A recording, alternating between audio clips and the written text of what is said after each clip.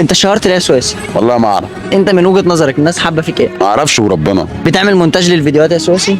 لا انها عمري ما قصيت حاجه. ايوه اقسم بالله. انت على قدك اه.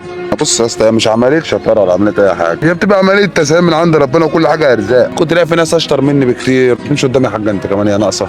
وفي ناس بتقول كلام احلى مني كتير، وناس حافظه وناس عامله وناس دارسه. مفيش تسهيل من عند ربنا، ارزاق، كل واحد مكتوب له رزق. يعني انت ما عملتش حاجه يا سويسي مثلا دفعت رشوه كده اللي بتاع التيك توك ولا حاجه عشان ان انت توصل 5 ده انا اكتر واحد متخزوع على التيك توك، ده انا الفيديوهات بتاعتي بتسرق وبقول اللي انا مش انا. حياتك موريها لك عين عينك اللي انا مش انا. ازاي يا جدعان؟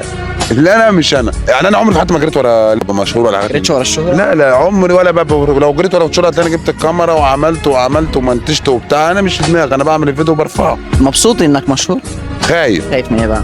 مش عارف برضه. ولا خايف على عيالك ولا خايف على الكلام اللي ممكن يطلع ولا ده هو الكلام يتقال. ربنا يبارك لنا لاخواتنا مظبطين، يعني ما تقلقش. كل واحد عنده كلمتين من غير ما يفهم ولا يعرف يطلع يقول لك السويسي السويسي السويسي السويسي السويسي. ده انا لو متجوز لا مؤاخذه اهلهم مش هعمل معاه كده. طب يمكن الناس دي طالعه عايزه تنصحك. تنصح مين يا عم؟ النصيحه على الملأ فتح. انت دارس يا عم. نصيحه مين يا جدعان؟ نصيحه مين؟ وربي وحياه بنتي انا الناس دي بحالها جات لي على الخاص، فانا كرفتهم عشان مش صافيين، فهم طلعوا انتقدوني في حته تانية. وما تصدقش اي حد اللي يقول لك اللي ينسى حد على الملأ دي تبقى فضيحه. انت بتحب السويس وبتعز السويسي عندك هتخش على الخاص، انا برد على طوب الارض. يا ابني الحاجه انت بتعملها ده غلط، انا اسمع كلامك، انما تطلع وتنتقدني وتعمل حاجات من دي لا، انت بني ادم كذاب من اخر على الدغري.